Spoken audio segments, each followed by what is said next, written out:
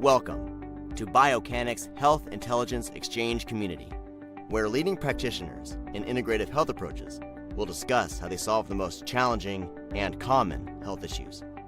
These regular Q&A discussions are designed to take a deep dive into case studies and integrative approaches in order to elevate the collective knowledge of both experienced and new practitioners alike. Biocanic's Health Intelligence Exchange, your community for functional medicine. All right. Welcome to the Health Intelligence Exchange, everyone. I'm Jeremy Maleka, CEO and co-founder of Biocanic. And today I'm joined by our guest, Dr. Greg Eckel from bVital. We'll be exploring precision brain health and how using advanced biomarker testing can help reverse neurological decline. Be sure to subscribe wherever you're watching so you never miss an episode. For those of you joining us live, we'll move into a Q&A session towards the end of the conversation, so feel free to start dropping your questions in the comments at any time. Our guest today is Dr. Greg Eckel, a naturopathic physician, Chinese medicine practitioner, researcher, author, and speaker who has spent more than 25 years asking a question the medical system has largely been unwilling to entertain. What if the brain's capacity to heal is far greater than we have been told? After losing his wife, Sarieah, to Creutzfeldt-Jakob disease, Dr. Eckel turned that grief into a clinical mission that led him into frequency medicine, mitochondrial metabolism, and regenerative therapeutics, and ultimately to the creation of the Eckel Protocol, a root cause framework built around detect, correct, and thrive. He's the founder of bVital in Park City, Utah, the architect of the Brain Regen program, the author of the newly published Defying Parkinson's, and has researched over 1 million people through summits, reach over 1 million people through summits, webinars, and media appearances. Dr. Greg Eckel, welcome to the Health Intelligence Exchange. Thank you so much for joining us. Thanks for having me on. I'm excited to share. Yeah, so we talked about this in a bit of your intro. You were a practicing naturopathic physician when your wife Sarieah passed away from Creutzfeldt-Jakob disease. Most physicians who experience that kind of loss within the medical system either double down on what they know or walk away from it entirely. You did neither. Can you tell us what that experience revealed about the gaps in the system and how it changed the kind of doctor you became? Sure. A major event in my life. I don't wish that on anyone. Though I will tell you, it has given me much gratitude for the preciousness of life, understanding of the value of health, and thriving, and just a really deep appreciation for the body and how fragile we are as humans. That process really ripped me open as a human and reinstated my faith in unity consciousness. It was a kind of a tragic story of loss, of love lost, and I guess the gifts, I call them Sarieah's gifts at this point. Knowing that love can exist on this planet, like I had, that I'm now able to share with thousands of people online and my family and my current wife, Kitty. There's more magic and mystery involved in life for me now versus before. And it's also taken the reins off of Dr. Greg here. And, we don't know how long we're on the planet. So we need to really share our gifts, shoot for the moon, and don't put limits on ourselves. Don't be, I think there's this concept that I was maybe unconsciously practicing as the concept of you don't want to be the tallest poppy because those get their heads chopped off. With much protection and careful word selection, I'm now broadcasting internationally that there's something to be done for neuroregeneration. And, I like to say I do a lot of nothing all day. It's the innate intelligence and the patient in front of me. But we are growing leaps and bounds. And, from my second book on the topic, Parkinson's, Defying Parkinson's, better clinical outcomes than your neurologist can claim. A bold title, but it is a title indeed. I have another book coming out next year, Your Brain Younger. That's under Regalo Press. So I've got a publisher. So the movement is growing. You mentioned the reach that we've had. That happened really the timing was exquisite I had a primed neuro regeneration summit, and then COVID hit 2 weeks later at the lockdown. So we had locked eyeballs on the screen, and I mean, wow, we were primed to take the message from the four walls of clinical practice out onto the interwebs, as my kids love that I call them.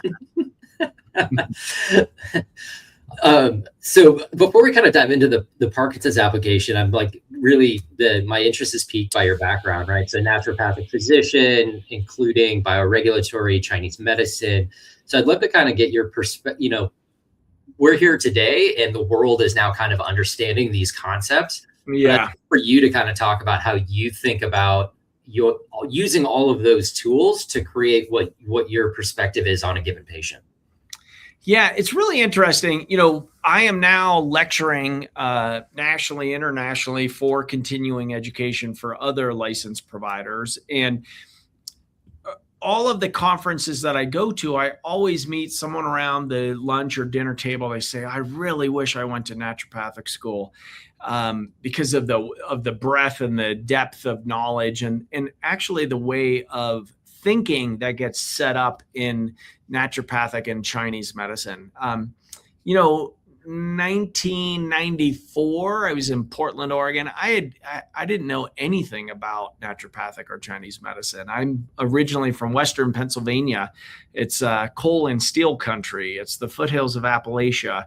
We didn't get into this stuff. I wasn't exposed to it as a kid. My parents weren't into it.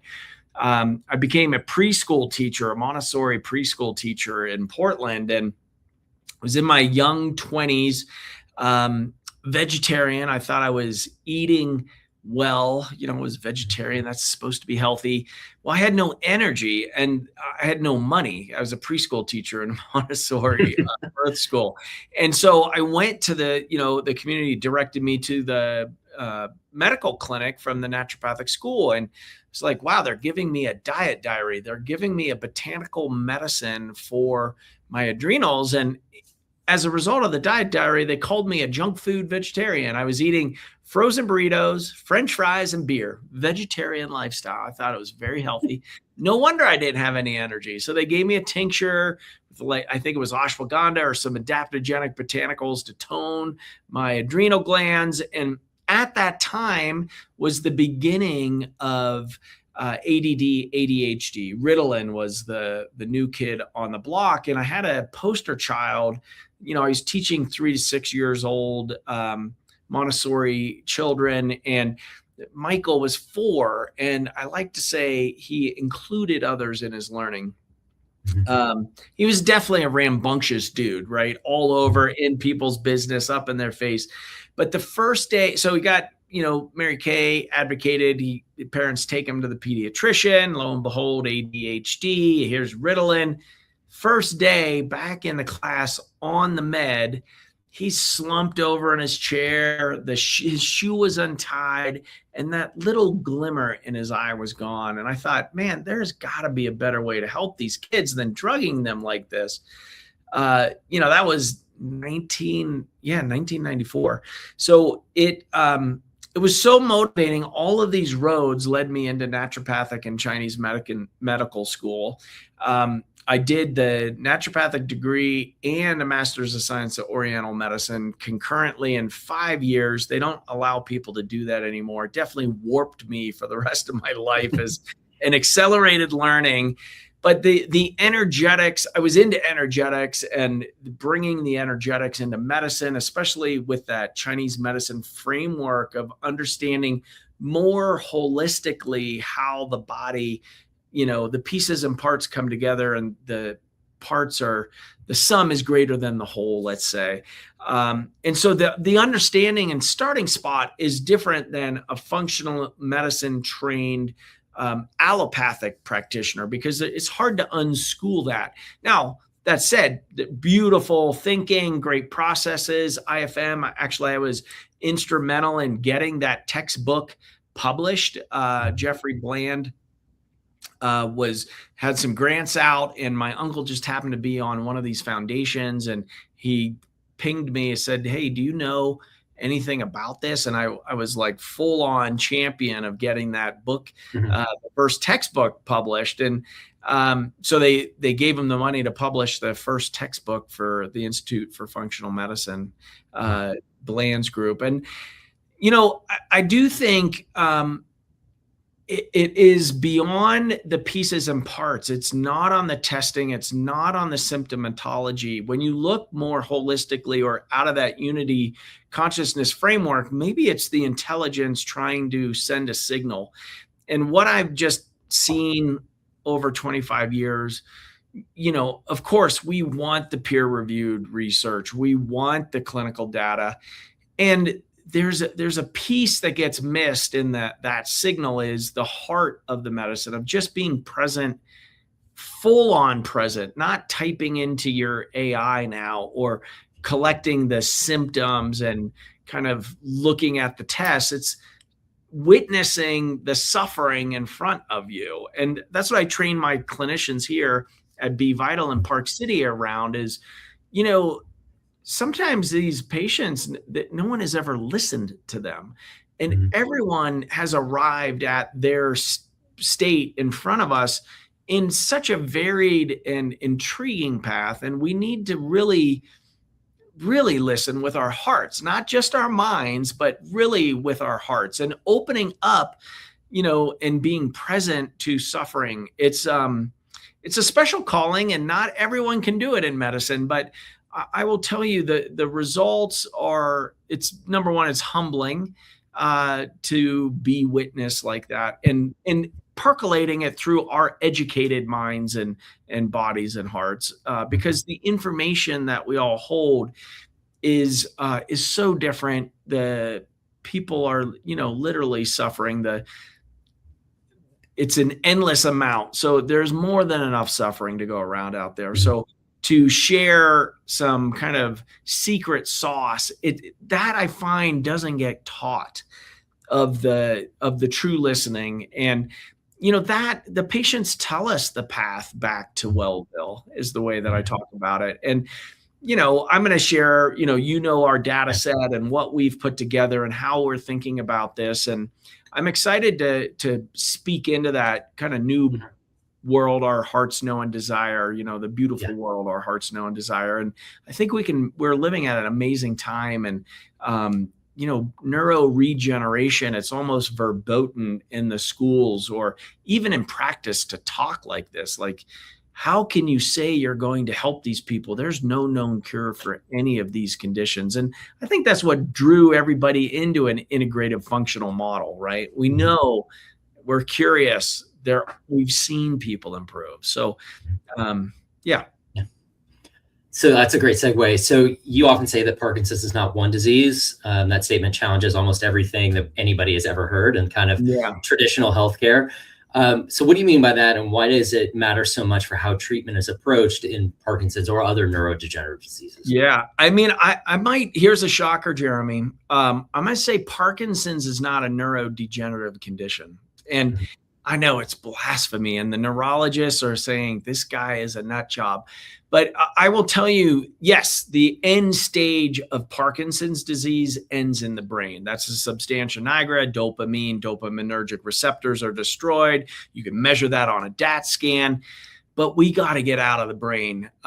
This condition started 10, 20, 30 years prior in the body.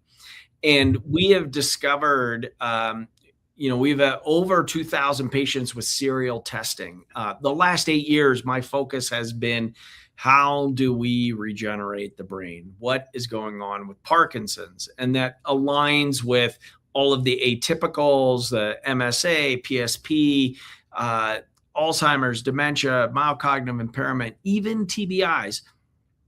Because the process, the neuroanatomy, the physiology, and the bioenergetic states are very similar in the field disruption that then manifests in matter. Well, what do I mean? This is not in the brain. So 3 big causes, big buckets: environmental toxicity, trauma, emotional, physical, ancestral lineage, and then infections. And that could be viral, bacterial. I would put mold and Lyme in that category as well. So those 3 big buckets at the top of causation. As you mentioned in my intro, my wife Sarieah passed of Creutzfeldt-Jakob disease. This is a prionic disorder, no known cause, or really no known cause for the variant variety, but also no known cure to date. So that's what motivated me 8 years ago, is to how do you regenerate the brain? I had a very ominous differential, autoimmune encephalitis, CJD. At the end of that ride, they give you a free brain biopsy to prove it was actually prionic activity of CJD. Freaking tragic rocket ride into degeneration. To witness that every day, and like tragic for somebody in medicine, can't even save his own wife's life. I mean, I just gave up all of those things of what it means to be a physician and a doctor of, I'm doing nothing all day. Like, it's the innate intelligence, it's source matter. And there's an expression happening in front of me. And that approach has really freed up and given me this thought, like, we're testing in a functional array. I mean, I think there's some questions later that I'm going to address, but we look at, and how we develop these 5 types is looking at, okay, strong blood work with a neurodegenerative front. And it's not specialized testing, folks. This is just general labs, and I can get into that. Microbiome, tons of information. I mean, we all say, your disease starts in the gut, or you're eating your way to your grave with your fork. And then we're doing urine metabolites, looking at toxicant panels, pesticide exposures, toxic load and burden. And then we're also looking at arrays of detox and hormones in the metabolomic realm. So when you start looking more holistically, and I'm not saying exhaustive testing, I'm just saying basic stuff, to make some inferences of possible patterns that may be in play. Mm-hmm. In that realm, we've found 5 subtypes, and I'm looking at other multimodal arrays in AI assessing folks with Parkinson's, and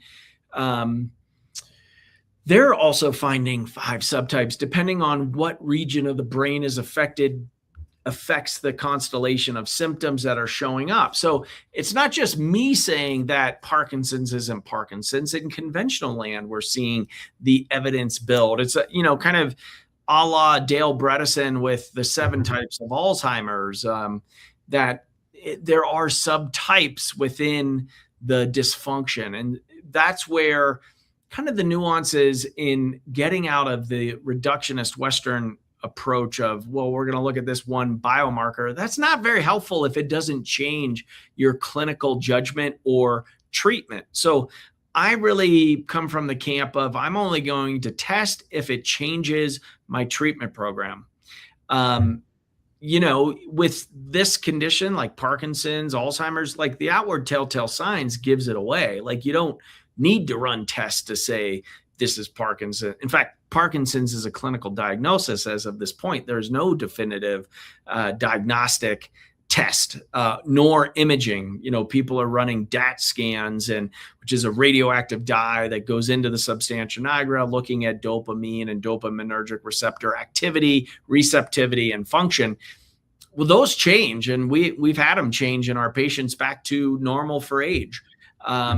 So the 5 subtypes really is between constellation of symptoms and the findings on the array of 5 tests. We've settled at 5. People can arm wrestle me at the next conference you see me at. But I will tell you, I have one of the largest integrative databases for people with Parkinson's as a result of our methodology and queuing on a baseline. Yeah. Awesome. So the protocol that you're alluding to is obviously detect, correct, and thrive. And I'd love for you to, if you wouldn't mind just saying the tests that you use in your methodology, and sure. Kind of, like what we were talking about before we got on was you have very specific approaches. Everybody gets the same thing. So if you don't mind just walking through that, and then kind of how does that translate into those 5 kind of phenotypes of the 5 clusters? Yeah. So we're doing it's a full array in blood work. So we're looking at, you look at molecular mimicry in chronic viral panels. If you haven't discovered that term, typing it into PubMed, molecular mimicry, and whatever condition you're researching, it's fascinating. So for Parkinson's, cytomegalovirus, Epstein-Barr, herpes simplex, I think we will eventually see COVID and also vaccine damage from COVID as being a causative agent for prionic activity in humans. I've just seen so many people accelerated, whether they got COVID or had multiple, maybe 5+ injections. We're seeing some people susceptible to that. So post-viral syndrome, we'll type it up into that category. A full iron panel, iron excess overload in the research has been shown as a reactive oxidative species. So it's a full panel that we're doing: TIBC, ferritin, transferrin, and iron. Full thyroid panel, including reverse T3. There is in the literature functional hypothyroidism mimicking Parkinsonism. So free T3, total T4, TSH, and reverse T3. We will, I just assume on a hypothyroid function panel, if it comes back as hypothyroid, that will reflex into testing for Hashimoto's. I think it's about 95% of the folks that I see with hypothyroidism have the autoimmune component of Hashimoto's with that. Not everyone, but a good majority. So we do reflex to those TPO testing for autoimmune condition there. Vitamin D expression, it's not well named. It's a pre-hormone precursor, big epigenetic change agent. In the literature, low vitamin D is a risk factor for developing Parkinson's.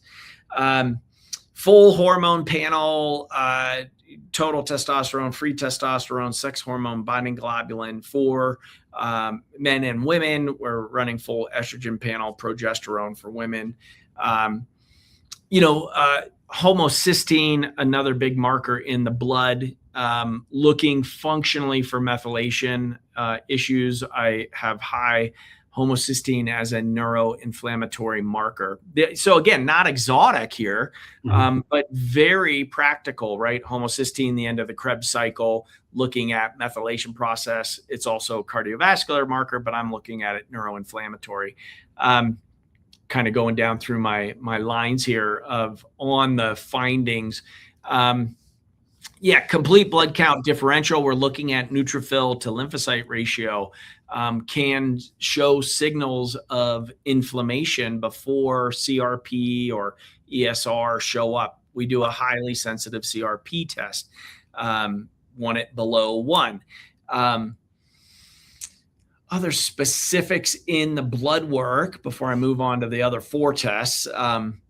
That's plenty off the top right there. So, looking at blood work, and one word on blood work, the reference range is a reference range, right? Everyone here understands there's no normal on blood work. So we need to look at optimum levels. So it's odd to say I've been in practice for a quarter of a century, Jeremy, but I've been 25 years running halls, seeing people. Now, I do employ 6 providers right now, soon to add 2 more. So we'll be at 8 at the center here. We're growing. Anybody out there looking to move to Utah and into this, definitely get in touch. We're hiring. And we're looking for 18 players. So not just anybody, but 18 players. The component of the microbiome, right? Everybody knows the value of the microbiome. There is tons of research coming out with that gut-brain axis. We're seeing in the Biocanic set that we've got going, connections between low vitamin B12 and proteus overgrowth that is associated with Parkinson's. We've had patients where we balance their microbiome, and their carbidopa levodopa works actually for the first time in their lives. So interesting, right? So that gut brain axis, I believe there's a big component of people with Parkinson's that it actually started in their gut 10, 20, 30 years prior. That imbalance, there's some flagellate on some bacterium that we're seeing. When those are present, those patients degrade rather rapidly, and that needs to get handled immediately. We wouldn't know that if we didn't have enough people in the population that are improving when we change their microbiome. So kind of fun stuff when you get big data and compute behind your practice. Just a quick aside, and I'm going to come back, so I'm putting a pin on the test, but just on the research component, I just feel compelled to say it. Like Conrad Kale was a founder of Southwest College of Naturopathic Medicine. I don't know the name of that school right now. They've changed twice, but he showed me in his research, he was like one of my research mentors 30 years ago, like pulling open the cupboard, right? I started when there were paper charts, right? Before electronic medical records. I mean, maybe that puts me in dinosaur. I don't feel like a dinosaur though. You pull open the chart. He's like, here's my hypothyroid cases. And then down here, these are my cardiac patients. I'm like, Conrad, I can't do that. I'm seeing 19 to 20 people a day at the beginning of my career a day. Like, how are you sorting and parsing this and keeping that in your head? So, we have this opportunity now with good information in, good information out. So, okay, back to the testing. I just wanted to interject that while it was up for me. In the microbiome, so we do microbiome testing.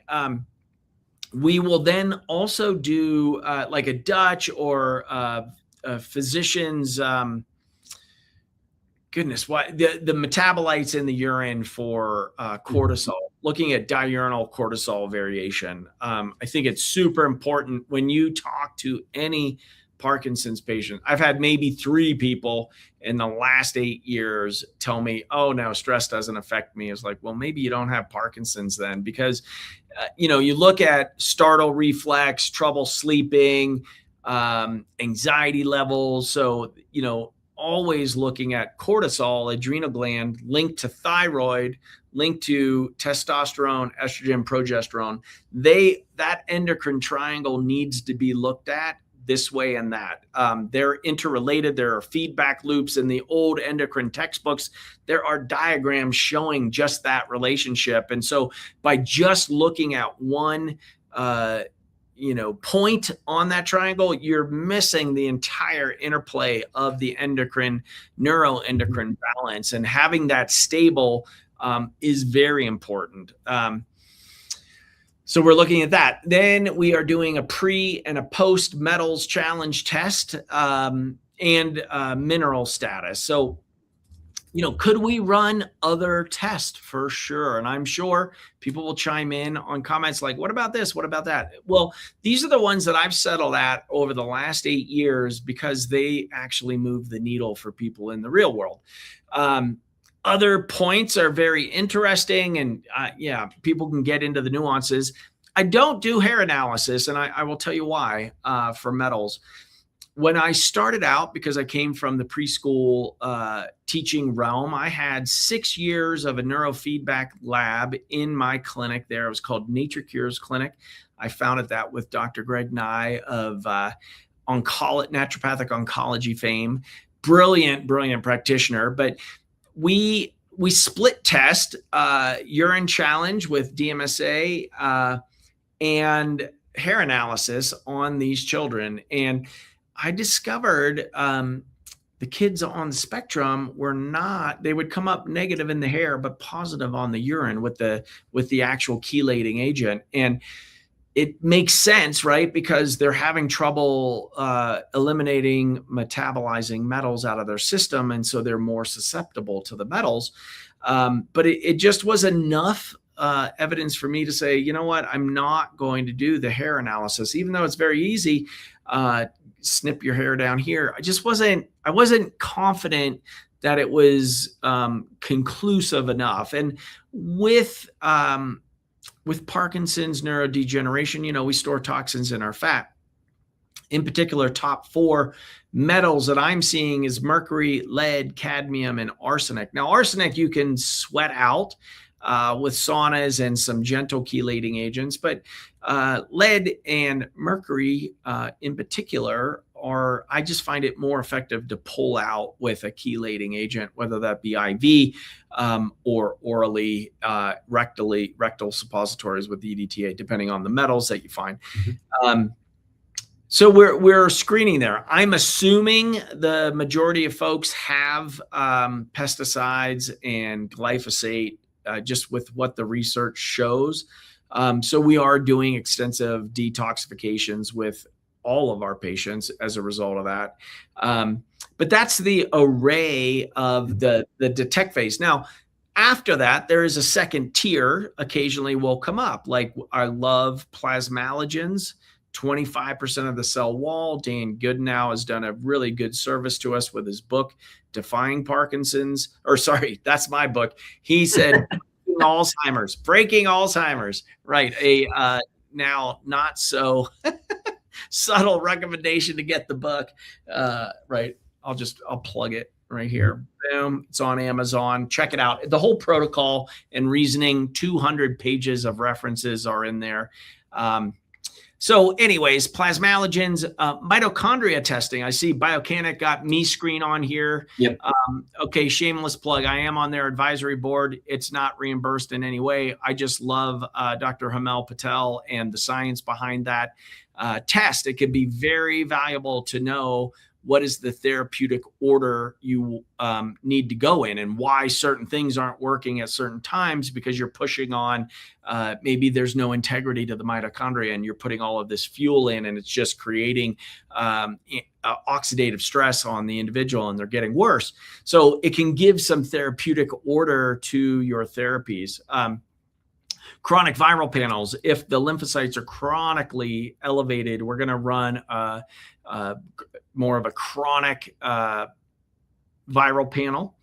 And occasionally we're reflexing. When I first started really specializing in Parkinson's, I was expecting to see a lot more Lyme underlying the diagnosis. And that's just not my patient base of who I'm seeing. There are some people that have Lyme that is contributing into this, but it's really not as widespread or significant as I was expecting to see.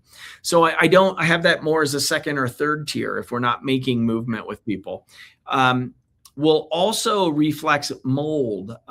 Mold and mycotoxin testing, and that one's getting close to moving up to the front lines just because we are testing a significant amount of people in the center when they come out for brain camp. That's the correct phase of the program. They are coming up with mycotoxins in their environment, or at least scrambling their immune system. And I have some kind of working hypothesis there. There's just kind of off the cuff. I know I'll answer the question here. Robalsack says NFL, GFAP, and S100B. Those are not frontline markers for me. I don't find them necessary, to be honest, and they are not changing my clinical decision making nor treatment plan. So I'm not running those. We have a cash-based practice. Insurance is not reimbursing for our services. So I'm very specific and particular with what I'm asking my patients to spend their money on. And maybe it's just my bias. I'd rather them spend it on therapeutics. I do want to measure and measure outcomes. I've licensed the PDQ-39 from Oxford University. We have digitized intake forms now that have very specific questions around environmental exposure and dental hygiene and screening for root canals and tooth infections and amalgam fillings, et cetera, as possible causative agents. So I don't run those. So, and I don't find them to be correlative to outcomes or treatment success, right? So I think, when you look at the research on those, they're newer and they haven't really been linked to outcomes. And my game is transformation. I want outcomes for people. I mean, call me old fashioned, but it's important, right? I've got a whole community. I have 2,000 people on my coaching program that we're supporting in addition to therapeutics. So we can talk. I'll stop there because I tend to ramble, Jeremy. So, okay. So you do a lot of comprehensive testing, and you mentioned that you have kind of 5 clusters or 5 phenotypes. Like how does that data map?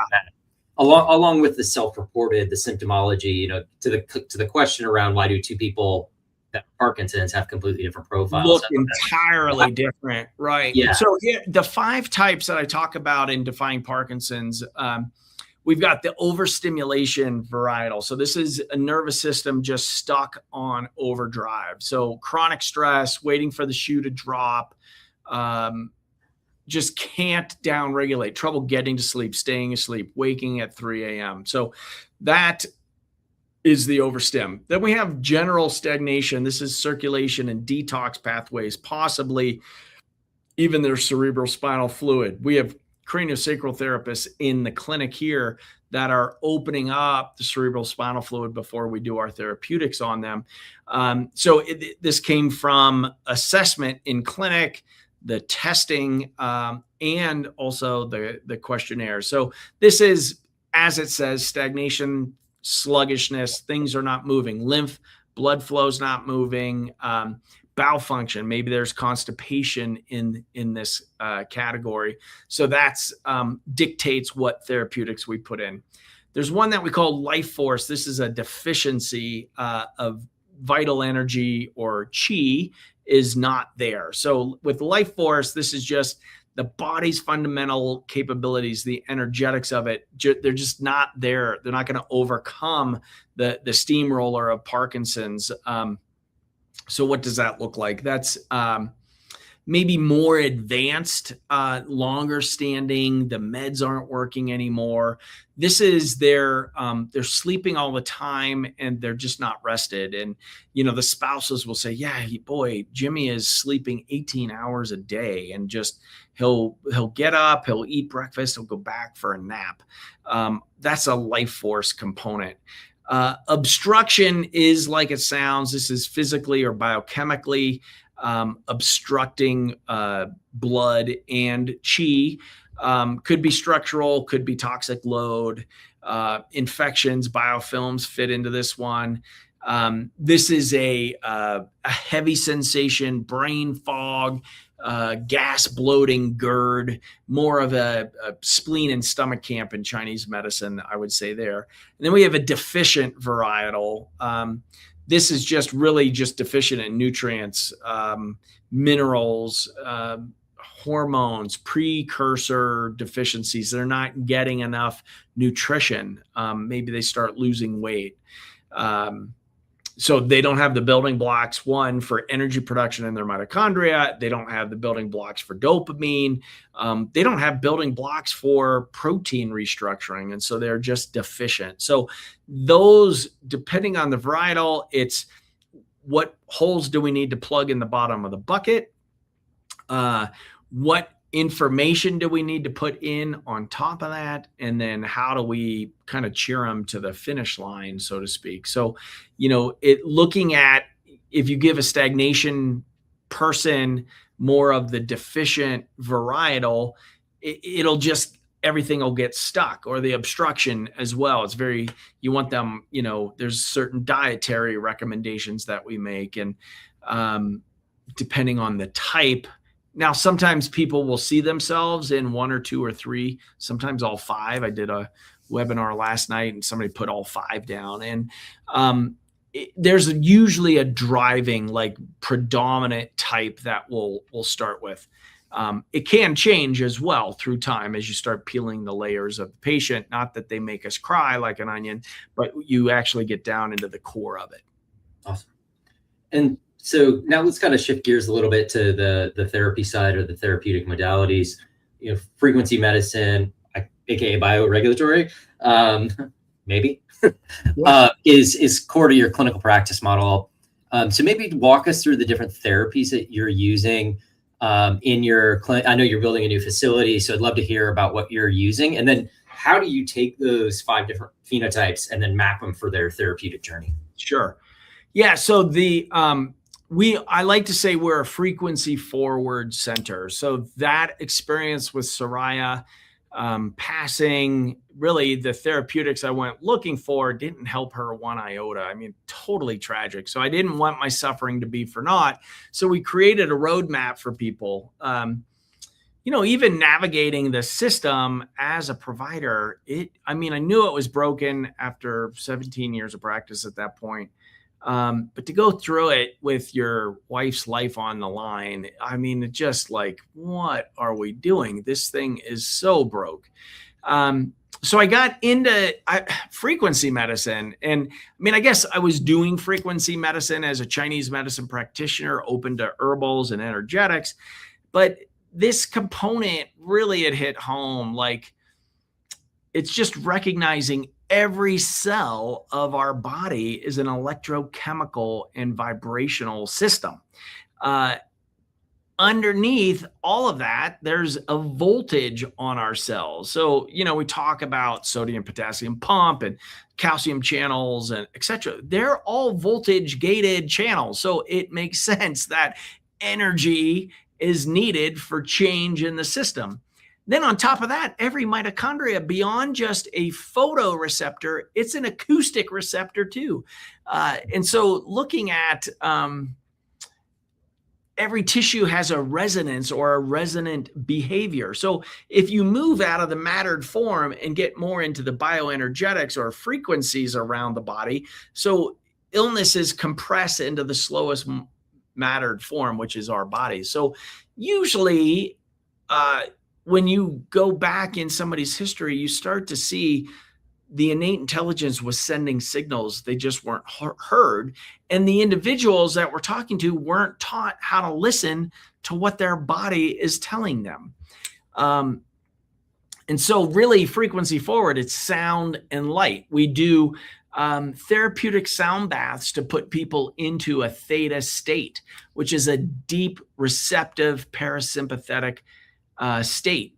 Before we even get there, we're addressing trauma before people come into the center. I just realized, if people are in a sympathetic dominant state, which having these diagnoses is very stressful, they're not going to get as much traction than if we address that on that level, not to mention their childhoods, the adverse childhood experiences, the ACE scores of everyone in North America.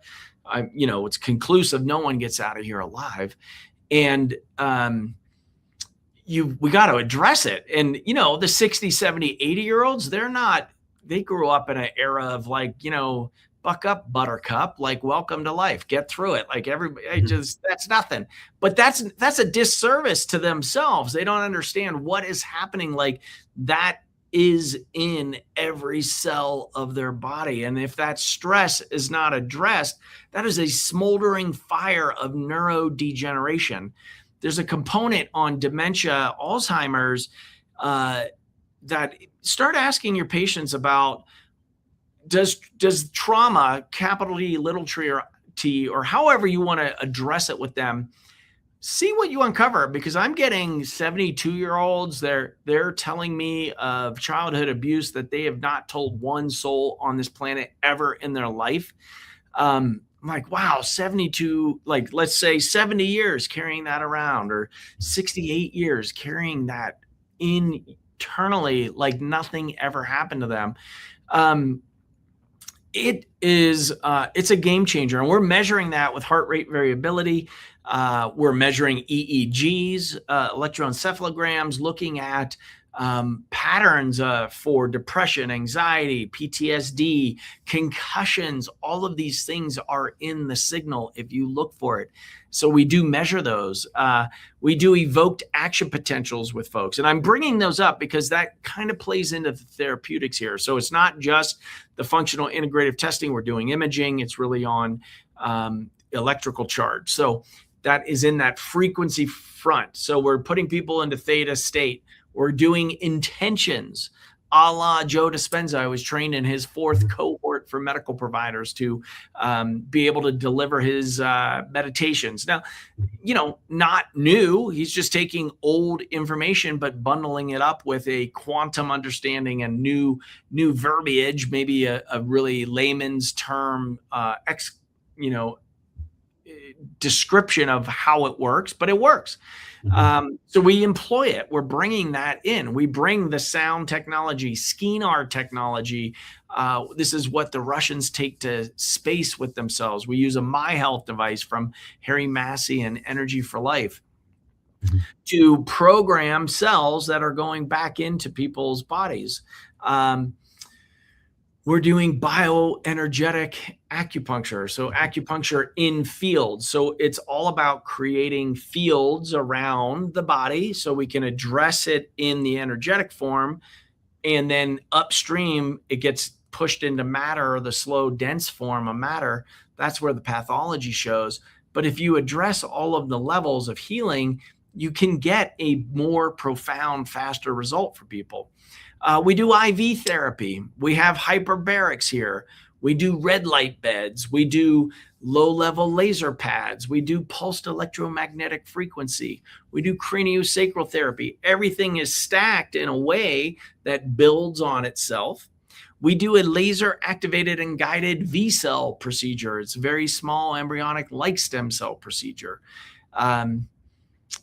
For helping the innate intelligence heal. So the detect phase is removing obstacles to cure, addressing mindset, lots of coaching, nutrition, movement, mindset, physical therapy activities to get out of pain.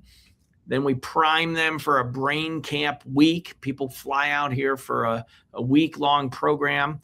And then we still have them enrolled in our program for 9 more months with coaching 3 times a week, follow-ups at 1, 3, 5. At 5 months, we're retesting to make sure our assumptions on our first round of testing have been corrected and see what else is there. And then looking at what their next steps are, whether that's a bioregulator program or coming back out for a Thrive 3-day program, which is a little booster, more information coming in for them. So it's multimodal because we're talking about the brain and the central nervous system. And there's a 800-pound gorilla of Parkinson's over here. So the multifactorial front. So how do we employ those is the special sauce of the Eckel Protocol based on those 5 subtypes. If they have more gait imbalance, we're addressing that with the physical therapy, craniosacral therapy, coaching component. We do Qigong and a balance board. So we're really plugging them into the support post-camp. If they have a metabolic dysfunction, which is a good majority of the folks that we see, we put them into a metabolic energy reset 1 month after camp. To help get their metabolic house in order. Everybody eventually will do a 9-day brain and liver detoxification. So we're doing herbs, supplements specific to the test findings, and then direction into the camp or into our coaching program based on their phenotype. Awesome. Total coincidence. My wife bought a battery meter that I was literally using right before we got on. Oh, there you go. And I was like testing around the house, and I went to a spot where we have a wiring issue, and I put my hand on the wall, and it went from like half to 1 volt to 30. Whoa! just putting my hand near the space. So it was pretty. Yeah. So that was pretty enlightening. So let's talk a little bit about the data and your research. So what are you seeing in the data from your population? You know, I know we've been helping you on the Nexus side and getting some of that cohort analysis. And then you said you had some partner data as well. So I'd love to hear about that. Yeah. So it's really, there's some things that we expected and then other things that were just big aha moments. And we wouldn't have known if we didn't have that array and the serial testing that we do. So things that we were expecting to see methylation issues in this population, detox pathways being impaired. It's about 65% of our patient population has methylation issues. So it's not everybody, but it is a majority, greater 65%. And so that then dictates, what kind of methylated B vitamins are we using? And is it actually correcting the imbalance for them? Maybe they just need to be on high doses of those for a long time because they're utilizing them more or they're less efficient at use. We're seeing connections and correlations between the blood work and the microbiome that I don't know which way it goes. Is the dog wagging the tail or is the tail wagging the dog? We're kind of newer into seeing the trend on, is it the blood work that's dictating the stool or is the stool dictating the blood work? But we're looking at those interventions and then closely monitoring that. We've got a finding of galactin-3. Oh, and I left this off when I was talking about blood work. We added galactin-3 probably 5 years ago.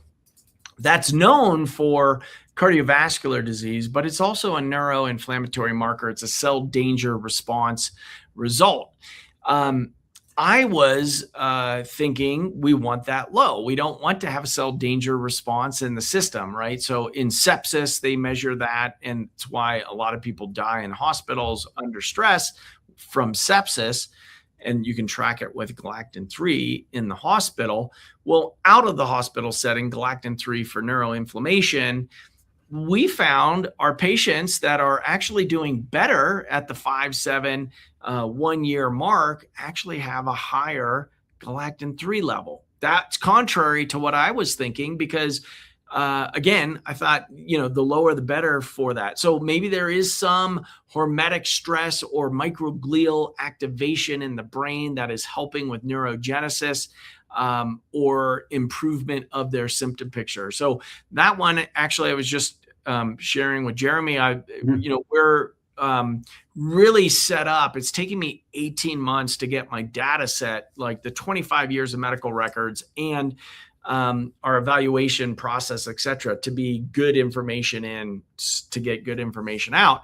But I was just talking to a potential funder for a small trial of let's evaluate these folks with the higher galactin-3 and then get a cohort with the lower galactin-3 that aren't doing well and see if we can tease some signal out of that. So again, new hot off the press information, but we're going to dive into it.